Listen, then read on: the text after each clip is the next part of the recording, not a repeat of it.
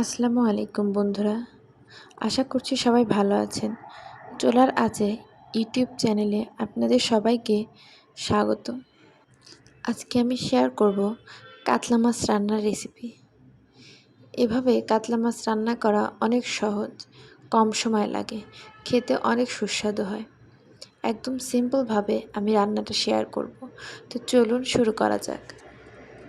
আমি এখানে 5 পিস মাছ লবণ হলুদ দিয়ে মাখিয়ে ভেজে নিয়েছি। আপনারা আপনাদের পছন্দ মতো মাছ কমিয়ে বাড়িয়ে নেবেন।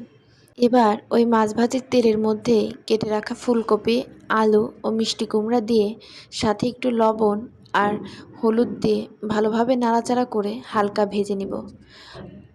আপনারা আপনাদের পছন্দ মতো যে কোনো সবজি দিয়ে দিবেন। এরপর নাড়াচাড়া করে হালকা ভাজি করে নামিয়ে নিব। এবার একটি কড়াইতে সামান্য তেল দিয়ে দিব। তেল গরম হয়ে গেলে তেলের মধ্যে লবণ দিয়ে কুমড়া বড়ি দিয়ে হালকা ভেজে নিব। এরপর একই কড়াইতে তেল দিয়ে একটি বড় সাইজের পেঁয়াজ কুচি দিয়ে দিয়েছি। পেঁয়াজটা লাল লাল হয়ে ভাজা হয়ে গেলে ওর মধ্যে হাফ চামচ জিরা দিয়ে দিব। জিরা দিয়ে আরেকটু নাড়াচাড়া করে এটাকে উঠিয়ে নিব। খেয়াল রাখবেন পেঁয়াজটা যেন পুড়ে না যায়। পেঁয়াজটা পুড়ে গেলে তরকারির স্বাদটা ভালো আসবে না। এবার একটি ব্লেন্ডার জারে কেটে রাখা 2টি বড় সাইজের পেঁয়াজ কুচি, 2টি কাঁচামরিচ, 4-5টি এলাচ ও 1 চামচ জিরা দিয়ে ভালোভাবে ব্লেন্ড করে নিব। আপনারা চাইলে এই কাজটি পাটাতেও করতে পারেন।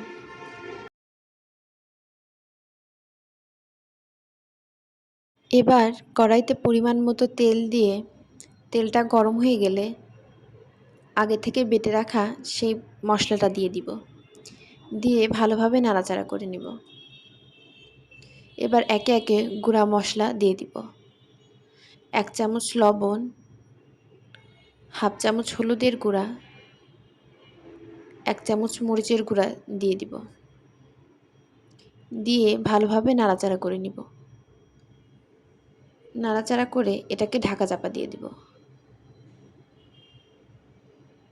মশলা থেকে যখন তেল ছেড়ে দিবে তখন এর মধ্যে ভেজে রাখা সবজিগুলো দিয়ে দিব। দিয়ে ভালোভাবে নাড়াচাড়া করব।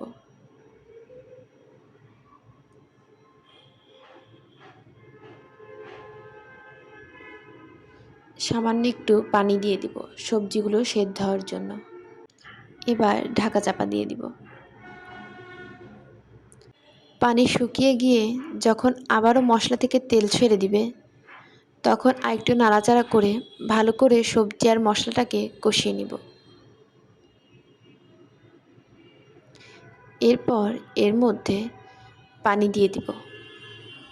আপনারা আপনাদের প্রয়োজন মতো ঝোল দিয়ে দিবেন। এরপর ভালোভাবে নাড়াচাড়া করে ঢাকা চাপা দিয়ে রাখব। এবার ঝোলটা ফুটে গেলে এর মধ্যে ভেজে রাখা মাছ আর কুমড়ো বড়িগুলো দিয়ে দিব। দিয়ে হালকা নাড়াচাড়া করে দিব। নাড়াচাড়া করে আবারও একটু ঢাকা চাপা দিয়ে দিব। এ পর্যায়ে খুব বেশি ফুটানোর দরকার নেই। ঝোলটা একটু গাঢ় হয়ে গেলেই আগে থেকে ভেজে রাখা পেঁয়াজ বেরেস্তাটা বেটে এর মধ্যে দিয়ে দিব। দিয়ে ভালোভাবে নাড়াচাড়া করে লবণ চেক করে নামিয়ে নিলেই রেডি আমাদের মাছ রান্না। এটি রান্না করতে অনেক কম সময় লাগে এবং খেতে অনেক সুস্বাদু। আপনারা সেহরির সময় এরকম সিম্পলভাবে মাছ রান্না করে খেতে পারেন। আমার ভিডিওটি যদি আপনাদের ভালো লেগে থাকে তাহলে লাইক, কমেন্ট এবং শেয়ার করবেন এবং আমার চ্যানেলের পাশে থাকতে চ্যানেলটিকে সাবস্ক্রাইব করবেন। আল্লাহ হাফেজ সবাইকে। ভালো থাকবেন।